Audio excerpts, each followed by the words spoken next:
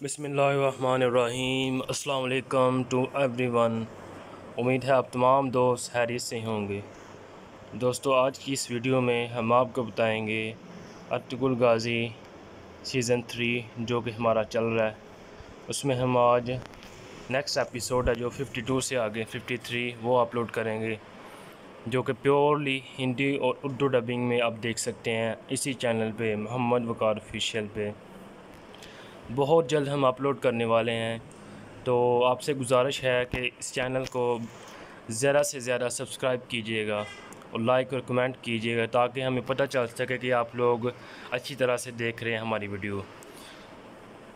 और ज़्यादा से ज़्यादा इसको सब्सक्राइब करें ताकि हम इसी तरह आपके लिए हिंदी और उर्दू में डबिंग करते रहें। उम्मीद है आपको ये वीडियो पसंद आई होगी। अगर पसंद आई तो लाइक कर दीजिएगा। Thank you very much.